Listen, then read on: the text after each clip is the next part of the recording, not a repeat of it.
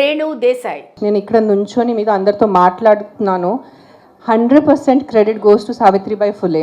ఒక నటిగా, దర్శకురాలిగా, సోషల్ యాక్టివిస్ట్గా, అంతకు మించి ఇద్దరు పిల్లలకు గొప్ప తల్లిగా తన బాధ్యతలను నెరవేరుస్తూ అందరికీ ఆదర్శవంతురాలైన మహిళగా పవన్ కళ్యాణ్ లాగే ఉన్నత విలువలతో ఆయన బాటలో నడుస్తూ జీవన ప్రయాణాన్ని సాగిస్తున్నారు రేణు దేశాయ్. ఒక మడ్ ముద్ద.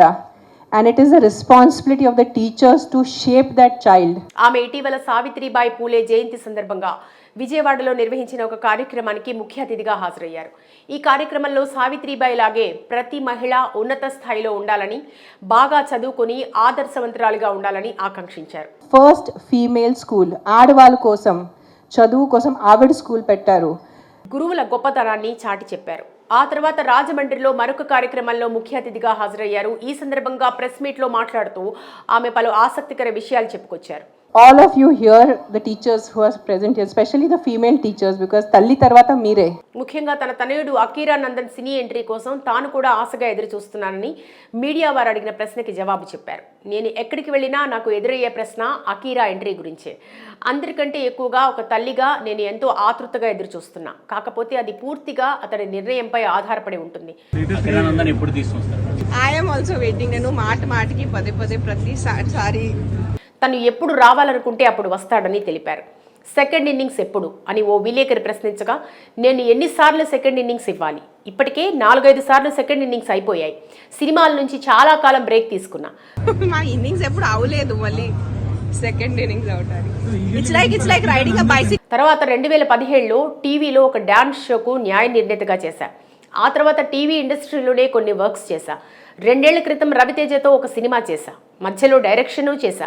ప్రస్తుతం నా చేతిలో 3 సినిమాలున్నాయి. కాబట్టి నా వర్క్ అలా కొనసాగుతూనే ఉందని ఆమె నవ్వుతూ బదిలిచ్చారు. నీతోనే డాన్స్ చేశాను, 2 ఇయర్స్ ముందు రవితేజ గారితో సినిమా చేశాను, ఇంకా చేస్తానున్నాను, మధ్యలో డైరెక్ట్ చేశాను. ఇక రాజమహేంద్రవరం గురించి మాట్లాడుతూ, గోదావరి జిల్లాలో ఉన్నంత అద్భుతమైన లొకేషన్స్ నేను ఎక్కడా చూడలేదు.